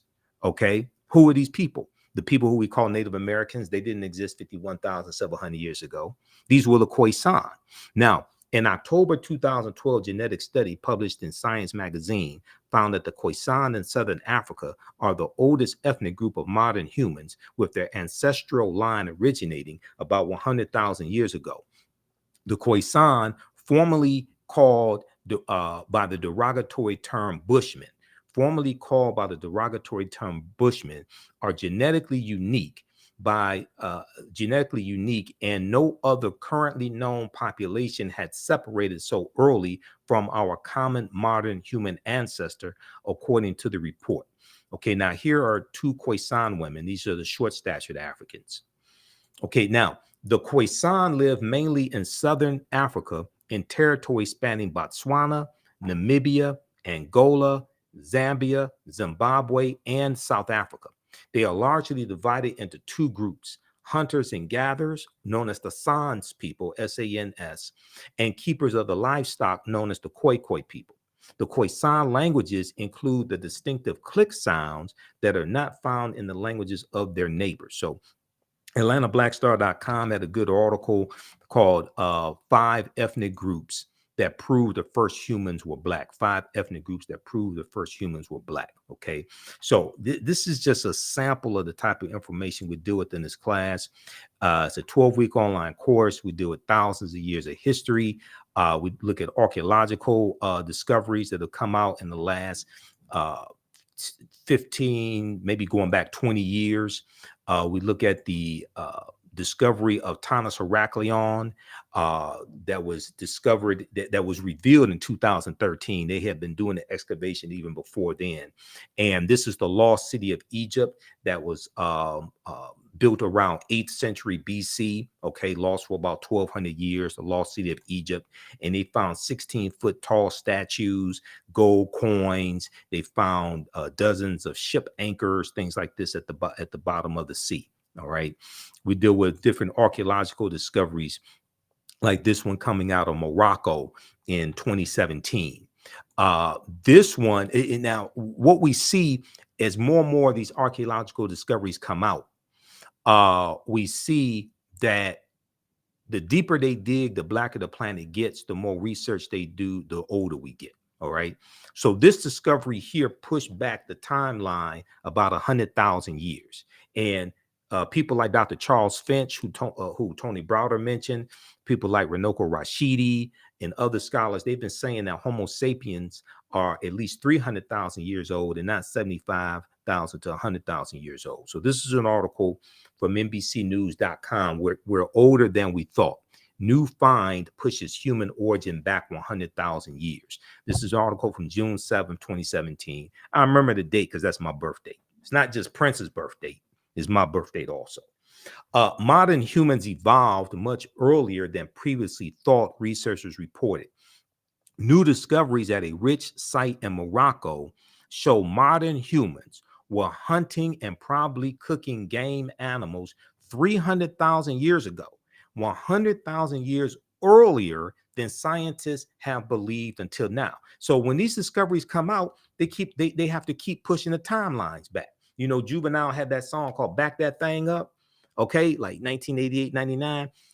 They keep having to back that thing up. They keep having to back the timelines up when these discoveries come out.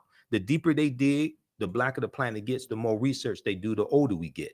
New discoveries and new dating methods show that, in fact, many of the bones belong to modern Homo sapiens, and they lived as far back as 300,000 or 350,000 years ago. Now, the earliest previous Homo sapiens bones dated back 195,000 years ago, and they were from clear across the continent in modern day Ethiopia. All right. So what they're seeing now is that Africans were migrating out of the Nile Valley region of Africa much earlier than previously thought. Taken together, the findings show modern humans were dispersed across Africa long before anyone ever thought. So there's so much archaeological discovery, so much information coming out week after week. Okay, it's hard to keep up with it. So we deal with ancient civilizations, we deal with the Olmecs, we look at this history chronologically. We look at Carthage and the Punic Wars, and Hannibal Barca, the Battle of Cannae, 216 BC, and fighting against the Romans and fighting against Publius Cornelius Scipio Africanus. And Africa was not named after a Roman general named Publius Cornelius Scipio Africanus. He actually takes his surname after the Battle of Zama in 202 BC, where he defeats Hannibal Barca. And the word Africanus is Latin, which means of Africa or belonging to Africa. So, for instance, if you look at Cassell's Latin English Dictionary, 2002 edition, page 11 in the entry for a fear, or any Latin English dictionary, not just specifically this one, but when I was doing my research on language, this was one of my sources. Africanus means of Africa or belonging to Africa, and that prefix, the free referred to a Black African people in Algeria and Tunisia. And we know that Tunisia, that region of Tunisia was historically called Carthage, where the Carthaginians were. The Carthaginians are descendants of the Phoenicians. The Phoenicians are descendants descendants of a larger group of Africans known as the Garamantes. So in African People in World History by Dr. John Henry Clark, page 14 and 15, he says the Nile Valley's first age of high cultural grandeur lasted until the eve of the Christian era. Some aspects of it survived the Greek and Roman occupation of parts of North Africa. After the rise and decline of Greek civilization and the Roman destruction of the city of Carthage. So Carthage is destroyed in 146 BC by Rome. The Romans organized the conquered territories into a province they called Africa, a word derived from Afri, A-F-R-I, the name of a group of people about whom little is known. This was a new name because previously all dark-skinned people were called Ethiopians, since the Greeks referred to Africa as Ethiopia, which means the land of the burnt-faced people. Okay, so we talk about Nubia or Ta-Nehesi as well. We go through and look at an overview of these different civilizations. We deal with the 800-year occupation of Europe by the Africans known as the Moors. And look at the origin of the term Moor. The word Moor is derived from the Greek word Maros, M-A-U-R-O-S, which literally means black or very dark or a very dark color. The Romans adopt the word and call them Mari, M-A-U-R-I, like in Maurice. Maurice is in reference to a Moorish boy or a little boy. That prefix Mari is in reference to the Moors. The Mari, M-A-U-R-I, were a Northwest African people who were very dark-skinned. The Romans will refer to the region of Northwest Africa as Mauritania. Mauritania. Mauritania is Latin and means the land of the black-skinned people. You will also see the term Marish, M-A-U-R-I-S-H. One of the sources that we use in the class for documentation. Now, you don't have to buy any of these books to follow along in class. You don't have to buy any of these books, but I use this as reference to document what I'm talking about. Proper documentation ends all conversation. And when we had our conversation with Tony Browder, we talked about documentation. We talked about references. Okay, so if you read Golden Age of the Moor, edited by Dr. Ivy Van Sertima, who we talked about a lot in the conversation with Tony.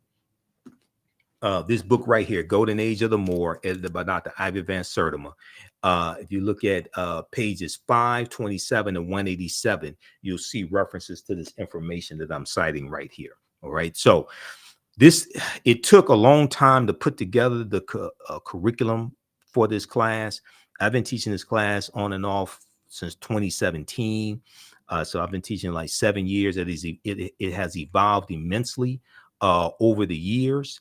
And the class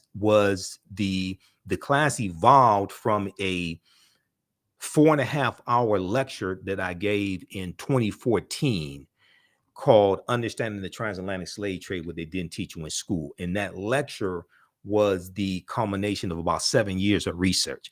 So in the class, we deal with the 800-year occupation of Europe by the Africans known as the Moors.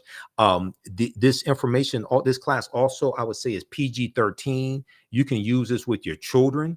And once again, once you register for the class, your access to the course does not end when the course ends. So a year from now, 2 years from now, you can go back and watch the entire class. Is on demand, so you'll have full access to it. We look at shocking archaeological discoveries that are causing experts to rethink everything. We look at how insurance companies took out insurance policies on slave ships and enslaved Africans on the plantations. We look at Freemasonry, America and the Founding Fathers, origins of the term America and Africa.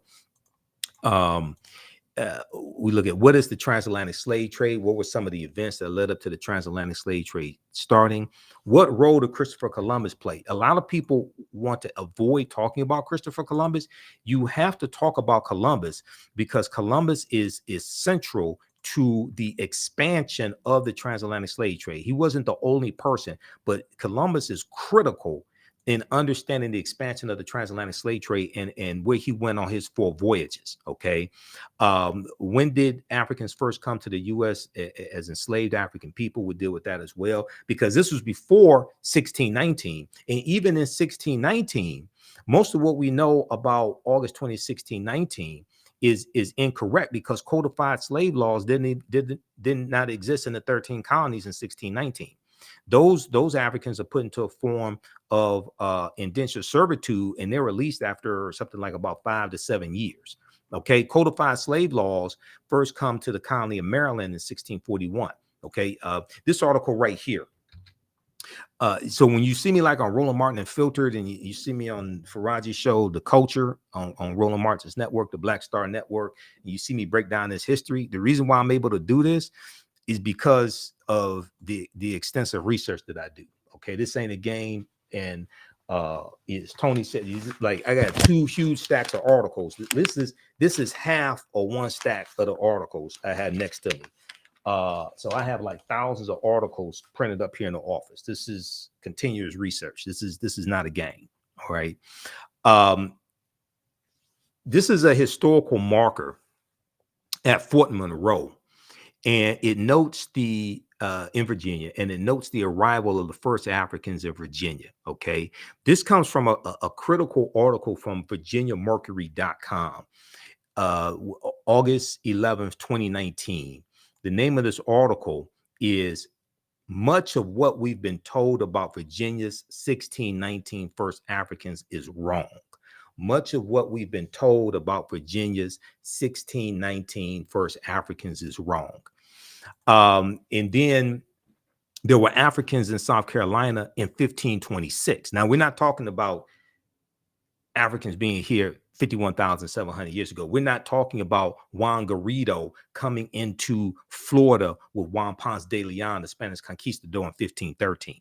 Okay, if you just look at these Africans, there's about 100 of them taken into the South Carolina, Georgia area by the Spanish in 1526, because the Spanish were here before the English come here. Okay, and we know the Spanish were the second ones involved in the transatlantic slave trade, right behind the Portuguese. And when you look at Spain and Portugal, they're right next to each other. So this is why they get, and Spain and Portugal are right above Morocco. So when we have the Moors going into Europe, this is why Spain and Portugal gets the brunt of that, because of where they are located geographically above Morocco. And when the Moors go in 711 AD, it's referred to as the Iberian Peninsula. We know they're going to defeat the Vandals and the Visigoths, and they're going to settle in the southern portion of what we today call Spain. And the Moors refer to it as Al-Andalus, which basically means to walk in a spiritual path or walk in a spiritual light. Okay, so when we look at this history is so fascinating. And the reason why this history is so important is because what you do for yourself, what you do to yourself, and what you allow other people to do to you and get away with is based upon what you think about yourself. What you think about yourself is based upon what you have been taught about yourself. What you've been taught about yourself is based upon everything you've read, heard, and seen about yourself. Okay, your thoughts create feelings, your feelings create actions and behaviors, your actions and behaviors create results. So before 1619, there was 1526, the mystery of the first enslaved Africans in what became the United States. So this is an excellent article from the Washington Post, WashingtonPost.com, September 7th, 2019. Spanish explorers brought 100 African slaves to a doomed settlement in South Carolina or Georgia within weeks. The subjugated revolted, then vanished. And it's believed they went to go live with Native Americans who were here, and which is kind of a tricky term, because you're going to have Africans intermixing with Asians. Asians come here around 3000 BC, and their offspring are who we call Native Americans. But we also look at in this class, did Africans sell themselves into slavery? We look at that complicated history. A good source on that is Dr. Sylvian Diouf's book, Fighting the Slave Trade, West African Strategies. So there's so much information in this 12-week online course. So visit our website, theafricanhistorynetwork.com. You can register for it today. And like I said, you can use this information with your children also. There was something I was going to get to quickly here. And I'll give you information on the second class that I teach as well. The second one deals with history that directly impacts what's going on right now. Okay. So we have this here, and we talk about Tariq ibn Ziyad in 711 AD. Oh, Christopher Columbus. Okay. So I showed you the slide when we were talking about, when we were speaking with Tony Browder, because he mentioned Christopher Columbus. Columbus never came to the land that we call the United States of America. Okay. It's important to look at where Columbus goes on his 4 voyages. The closest Columbus came to this land is Cuba, which is 90 miles away. All right. So when we look at his first voyage, now there's a direct connection also, because Columbus set sail August 3rd, 1492, and it took him about 7 years to convince King Ferdinand and Queen Isabella to finance his voyages. Now, the African Moors lose control of their last stronghold, which is Granada, January 2nd, 1492, in the Moorish Granada, the Spanish Granada Wars. Okay, August 2nd, 1492, the Spanish expelled the Sephardim, the Sephardic Jews, out of Spain. And then August 3rd, 1492, Columbus set sail. So he set sail on the Nina de Pinta and Santa Maria.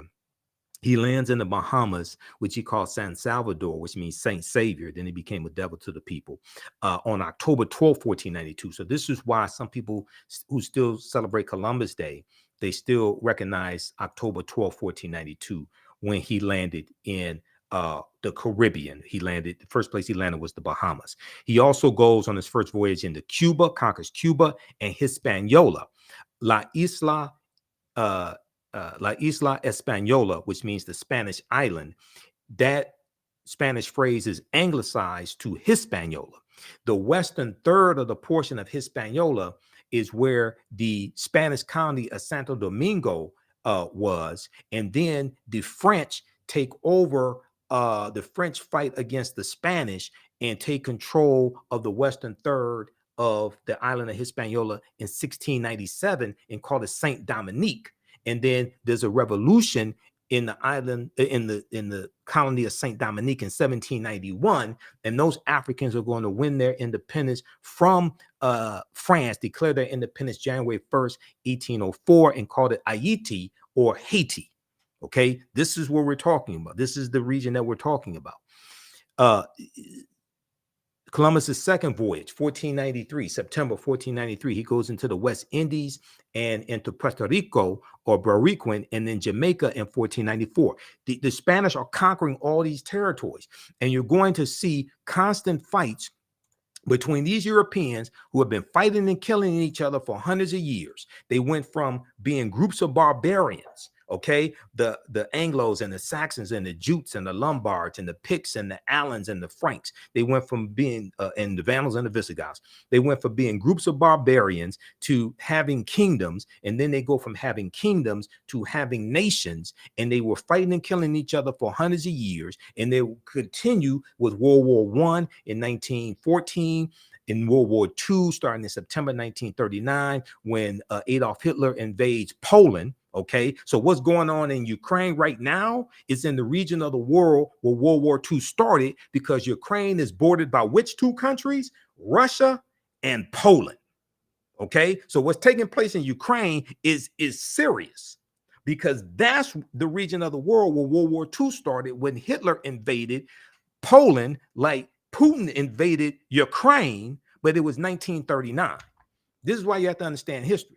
Okay, now, third voyage, May 1498, Columbus conquers Trinidad and the Venezuelan mainland. And then fourth voyage, May 1504, his last voyage, because he dies in 1506, he goes into Panama and Honduras in Central America. These island nations have never recovered from what happened to them over 500 years ago. These island nations have never recovered from what happened to them 500 years ago.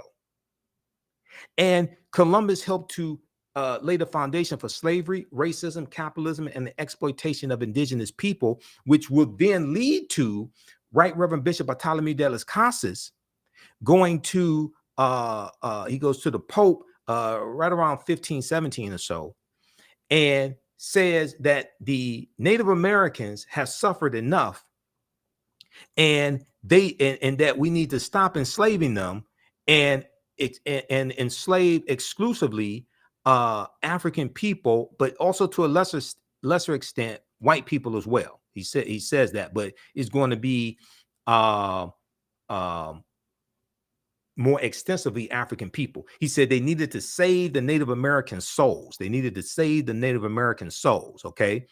Slavery comes to the New World. African slaves were first brought to the New World shortly after its conquering by Christopher Columbus. Legend has it that one slave was included in his original crew, and they could be found on Hispaniola, site of present-day Haiti, as early as 1501. Upon his arrival in the Bahamas, and he arrives in the Bahamas, like I said, October 12th, 1492. Columbus himself captured 7 of the natives. Columbus himself captured 7 of the natives for their education, quote unquote education, he said, on his return to Spain. However, the slave trade proper, what's known as the slave trade proper, only began in 1518 when the first African cargo direct from Africa landed in the West Indies. So this deals with the Asiento de Negros, signed into law by King Charles V in August of 1518, which gave a license to slave trading nations and slave traders to provide Spanish colonies with African slaves. This drastically expands the transatlantic slave trade, the Asiento de Negros. August 1518, signed into law by Spanish King Charles V, sometimes called King Charles I. The importation of African slaves to work in the Americas was the inspiration of the Spanish Bishop Bartolomé de las Casas, whose support of African slavery was motivated by humanitarian concerns. Bartolomé de las Casas argued that the enslavement of Africans and even some whites, proving that in the early period, slavery did not operate according to exclusive racial demarcations, would save the indigenous Amerindian or American Indian or Native American populations, which were not only dying out, but engaging in large-scale revolts and rebellions. Okay, large-scale resistance as they opposed their excessively harsh conditions.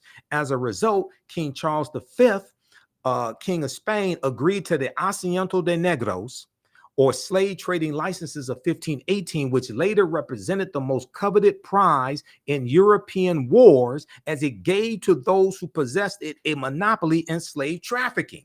Well, Bartolomé de las Casas traveled with Christopher Columbus on some of his voyages, and he kept a diary, okay? And his diary was turned into at least 2 books. I read 2 of his books when I was in college, okay? Like Tears of the Indians or Tears of the Indies, something like that. So Columbus and de las Casas are crucial to understanding the transatlantic slave trade and its expansion. So this is why we have to look at this history chronologically. Professor Kabahaya Kamene, who's one of my teachers, and you've heard many of my interviews with him over the years, he says, to understand the existence of something, you must first understand the pre-existence of existence, okay? All right, so if you like this type of information, you can register for this online course now. You can start watching it immediately, okay? And we have a lot of archive content there. This is understanding the ancient Kemet, the Moors, and the Ma'afa, understanding the transatlantic slave trade, what they didn't teach you in school. How's everybody doing today? How you all like this type of information? Give us a thumbs up, give us a heart, give us a like. Now, I got to pace myself because I got to teach a 2-hour class as soon as I finish this broadcast. See, y'all got me going. I have to pace myself. Then I have to do a 2-hour radio show tonight, okay? So I'm going to be knocked out after my radio show is over with. We do our radio shows Sundays, 9 p.m. to 11 p.m. Eastern Standard Time. Okay, so ancient Kemet, the Moors, and the Ma'afa. Kemet, one of the original names for Egypt. This is a 12-week online course. This time around, we'll do at least 13 sessions. Okay, it's on sale $60, regularly $130. One of the best investments you ever make. And it's the gift that keeps on giving. If you want to give this as a gift to somebody, you can. You can use this registration with your family. You can use this with your children also, because I would say the content is PG-13. It's not overly graphic. I don't do a lot of cursing or anything like that. All right. And I do a PowerPoint presentation with book references, articles, video clips, excerpts of interviews I've done with some of the scholars as well. We have a bundle package. You register for both classes for only $100. So this one and the second one that I teach, Black resistance movements from the Haitian Revolution, U.S. Civil War, Civil Rights Movement, and Black Power Movement. And we do the second one on Sundays, normally 2 p.m. to 4 p.m. Eastern Standard Time. Today we have to do it at 3 p.m. because I had to do the interview with Tony Browder. And I've been talking to Tony about doing an interview with him probably like 2 years. And I said, so when I talked to him Friday when I was on Roland Martin's show, we were texting back and forth, talking about Queen Cleopatra, some other information. And I said, okay, so would you be available for me to interview this weekend? And he said, so we'll do Sunday at 1 o'clock. I said, okay, I'll rearrange things because I was trying to catch him before he went to South Africa a few months ago, and we weren't able to do it. So I said, I gotta go ahead and do it. Okay, now so how you all like this type of information? Give us a thumbs up, give us a heart, give us a like, follow us on our social media platforms. YouTube, Michael Imhotep, IMHOTEP. Turn on live notifications so you know when we go live. If you want to support us, also do it through Cash App or PayPal as opposed to YouTube. YouTube takes a third of whatever donations we get, and they only pay out once a month. Okay, Cash App and PayPal is immediate, so we can use that to cover expenses. $, the AHN show through Cash App, and through PayPal, paypal.me/the AHN show. Okay, now the second class that I teach, and we do this on Sundays, is Black resistance movements from the Haitian Revolution, U.S. Civil War, Civil Rights Movement, and Black Power Movement. So I put this class together in October 2021. That was the first time I taught this class. And the reason why I had to put this class together is because I had so much information that I wanted to cover as an extension of the first class to really understand this history that happened from 1800 to 1968. I didn't have enough time in understanding the transatlantic slave trade to cover this information like it should be covered. So I had to create this second class so we can go through and look in depth at this history chronologically from 1800 to 1968, 1970. Okay. So, and we see that this history puts us directly on a trajectory to where we are today. All right. Now, when we talk about the voter suppression tactics that are taking place in these former Confederate states, when we look at the political violence that's taking place as well, we see this is reminiscent of the Reconstruction era. Okay, this is reminiscent of the Reconstruction era, 1865 to 1877. Okay, so I'm going to show you two quick references here, and then we have to get out of here because I got to teach a class also, and I'm going to have to take a nap sometime today because I got to get ready for the show tonight as well. And if there are other people that you want me to interview, email me through the website, theafricanhistorynetwork.com, or email me at ahnshow@theafricanhistorynetwork.com. If the other people you want me to interview are the scholars, email me. Also, if you want to advertise with the African History Network, email us as well. Our current promotion is buy 1 month, get 1 month free. And we have the information on the homepage of our website as well. So African-American business owners, you can advertise with the African History Network. We have 3 different ad packages for you to help you as well. Email us through the website or at ahnshow@theafricanhistorynetwork.com, whether you have a brick or mortar store or a e-commerce store. Okay. So if we look at this, so the second class here, and let me pull this up here. Okay, Black resistance movements. All right. So introduction to this class. In the aftermath of the January 6, 2021 insurrection at the U.S. Capitol building, And we know African-American men participated in building the U.S. Capitol building. Many leading historians drew parallels between the violence that we saw January 6, 2021, and the period of political revolution. Drew parallels between the violence that we saw January 6, 2021, and the Reconstruction era. Reconstruction is 1865 to 1877. Okay, 1865 to 1877, and this was the period of political revolution directly following the U.S. Civil War, which is 1861 to 1865. So this 12-week online course that I teach and developed the curriculum for analyzes U.S. history primarily from the African-American perspective, beginning in the period looking at 1800 to 1856, 1865, leading up to the Civil War and the end of the Civil War and the ratification of the 13th Amendment, December 6, 1865, when Georgia ratifies the 13th Amendment. We'll look at the Reconstruction era, 1865, 1877, the Red Summer of 1919, which was the year after World War I ends, and you have about 25 major race riots across the country. We look at World War I, 1914, 1918, the Great Migration, 1915, 1970. 6 million African Americans migrate from the South up north and out west. The Great Migration totally changes the history of this country. World War II, 1939, 1945, the Civil Rights Movement and the Black Power Movement. Okay, so we look at history 1800 to 1968. We start with the Haitian Revolution and the Louisiana Purchase of 1803. Because the Haitian Revolution and the Louisiana Purchase, those two events are connected. Napoleon Bonaparte, and we know Napoleon conquers Egypt in 1798. Napoleon is trying to raise money because the French are almost going bankrupt trying to fight the Haitians in Saint Dominique in Haiti.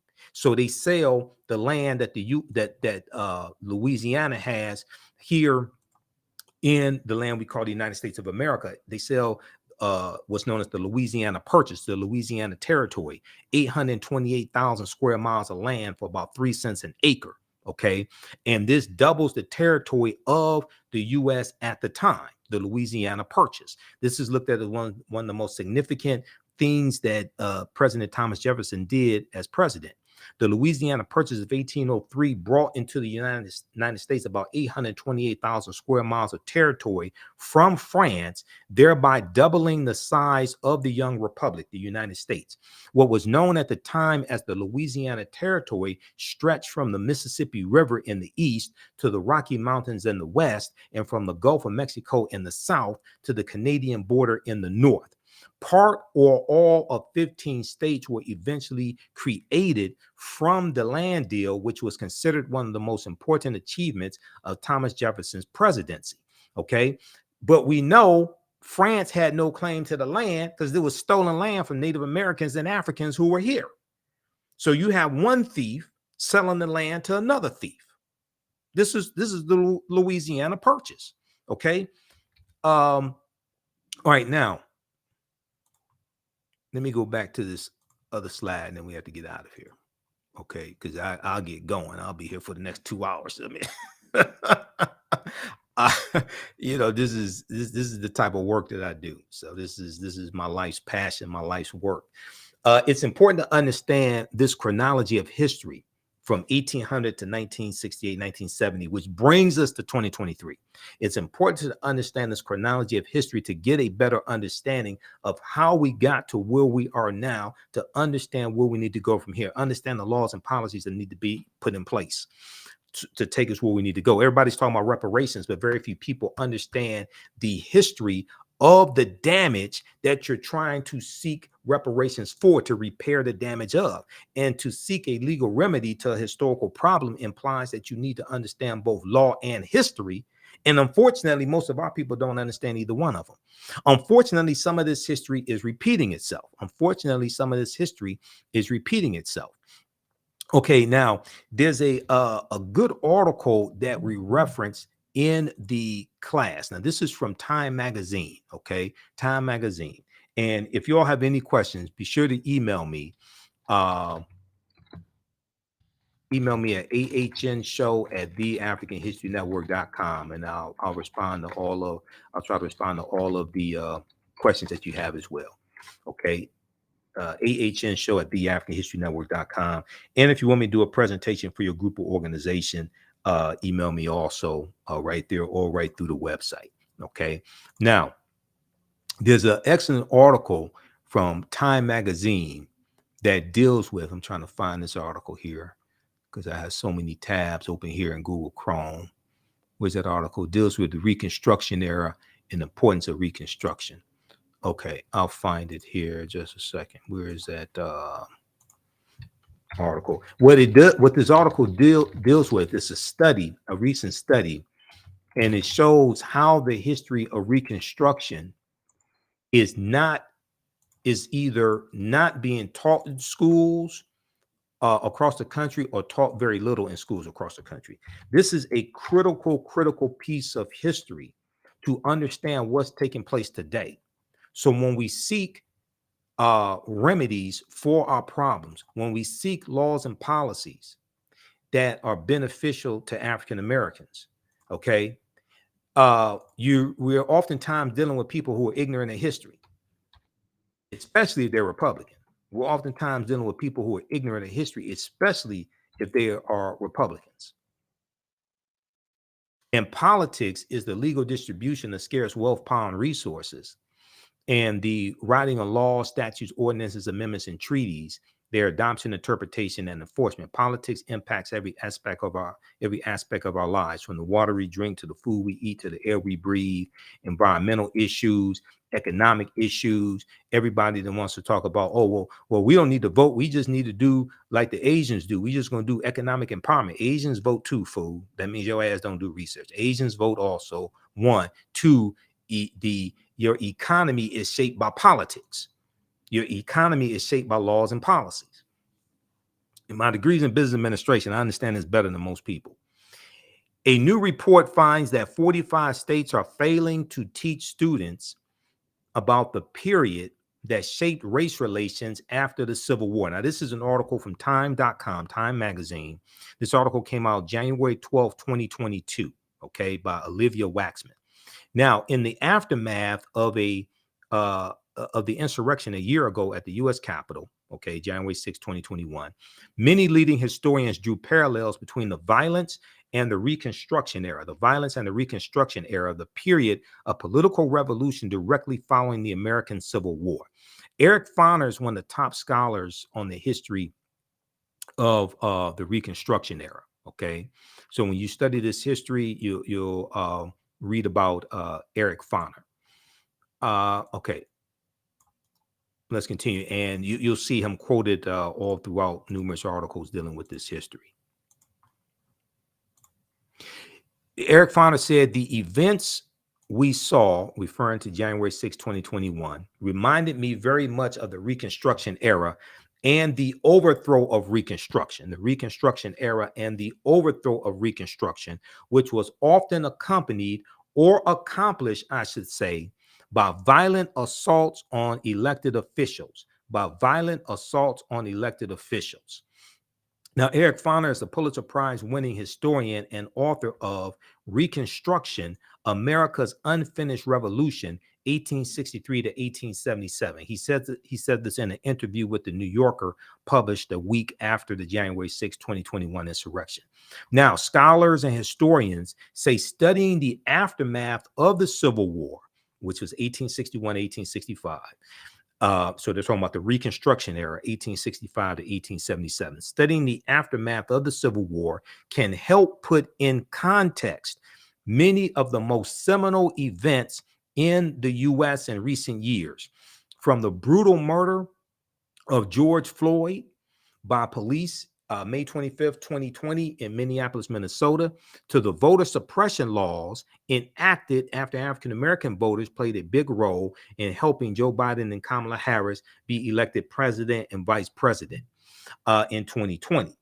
Okay, now, but despite But despite the timeliness of the era in today's climate, many students in American schools will not get a full education on Reconstruction until they go to college, but most of them are not going to go to college.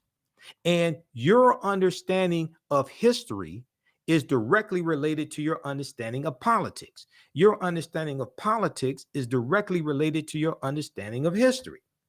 Now, in social studies standards for 45 out of 50 states and the District of Columbia, discussion of Reconstruction is either partial or non-existent. Discussion of Reconstruction is either partial or non-existent, according to historians who reviewed how the period is discussed in K through 12, kindergarten through 12th grade social studies standards for public schools nationwide. In a report produced by the education nonprofit organization, the Zen Education Project, the study's authors say they are concerned that American children will grow up to be uninformed about a critical period of U.S. history that helps explain why full racial equality remains unfulfilled today. So when you have people in political power who vote against policies that are beneficial to African Americans, whether it's the George Floyd Justice and Policing Act, whether it's the John Lewis Voting Rights Act, whether it's Domestic Terrorism Prevention Act, whether it's voting against the Crown Act, etc. You're dealing with people who are ignorant of history. And they have to be voted out of office. It's dangerous to have people ignorant of history in political power voting on policies that impact our lives. We're not even talking about reparations because they're ignorant of that too. This is why no Republicans support reparations. I'm neither Democrat nor Republican, but I sure as hell ain't stupid. I study politics. That's why you see me on Roland Martin Unfiltered. I'm a political commentator. I'm not just a historian. I'm a political commentator. No Republicans support reparations, not even the black ones. Representative Byron Donalds out of Florida, Burgess Owens out of Utah, John James out of Detroit, the Detroit area, Senator Tim Scott out of South Carolina, where the Civil War started. Senator Tim Scott is the one that blocked the George Floyd Justice and Policing Act in the negotiations between Senator Cory Booker, then Representative Karen Bass, Democrats, and Senator Tim Scott. He's the one that blocked the George Floyd Justice and Policing Act in the Senate. So it's not just understanding what elected officials can do for us. It's also understanding how to block and stop what they're trying to do to us, and understanding that you have to vote these people out of office. This is why we have to stop telling African Americans to exercise their right to vote. If you want to vote, if you want to exercise, you go to the gym and work out. You don't vote for exercise, you vote for power. Politics is the legal distribution of scarce wealth, power, and resources. Power and the writing of laws, statutes, ordinances, amendments, and treaties, their adoption, interpretation, and enforcement. You vote for power. You vote for power to get laws and policies put in place that are beneficial to you, your family, your community, your people. What's good for African Americans, generally speaking, is good for America. Okay? We have to stop telling our people to vote for exercise. You vote for power. When your goal changes, then the strategy that has to be put in place to achieve the goal will change. And then you get the desired result. As long as people think they're just voting for exercise, you can vote for anybody for exercise. You're not voting for Fannie Lou Hamer or Dr. King. Yes, we stand on their shoulders. Yes, we need to understand their history. Absolutely. But you're voting for today and the future. We need to understand the past. But you ain't going to casting the vote for Fannie Lou Hamer. You can write in anybody's name for that. Mickey Mouse, Donald Duck, Doc McStuffins, anybody. You can write in anybody's name. But see, when you vote with purpose to understand power acquisition and the utilization of power, Then you realize that if you are just voting for exercise, you can be putting somebody into elected office who is working to dismantle the legacy and the work of Dr. King and Fannie Lou Hamer and John Lewis and Hosea Williams and Septimus Clark, okay, and Rosa Parks, when you just voting for exercise, but not for power acquisition. So voting for power is a message that has largely not been communicated to the African-American community. Your thoughts create feelings, your feelings create actions and behaviors, your actions and behaviors create results. So that concept has to be disseminated. Why? Because whatever is disseminated becomes imitated. All right, look, we got to get out of here. Register for these online classes that I teach. We have the bundle pack. You can get both classes also for $100. That's a $300 value. The classes are discounted right now for a limited time only. Hopefully you learned a lot today. Hopefully you like this type of information. And we'll see you in class. I'm gonna post the link here again as well. We're doing the class today, 3 p.m. Eastern Standard Time. Black resistance movements from the Haitian Revolution, U.S. Civil War, Civil Rights Movement, and Black Power Movement, 1800 to 1968. So you can register for that class, join us in class right now also, okay? And I'll be on live Sunday, 9 p.m., 11 p.m. Eastern Standard Time, the African History Network show. You can join us here on our social media platforms, the African History Network on Facebook and Michael Imhotep on YouTube. And we'll talk about the Cleopatra controversy tonight. We'll deal with some of the history of Cleopatra. I talked about, if you saw Roland Martin Unfiltered on Friday, April 21st, I talked about Cleopatra there and some of her history. So we'll get into that discussion. And there's some other information that we'll get into as well. Okay.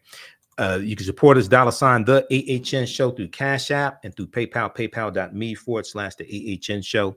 Remember, right knowledge corrects wrong behaviors, not over till we win. Wakanda forever. And we'll talk to you next time. Peace.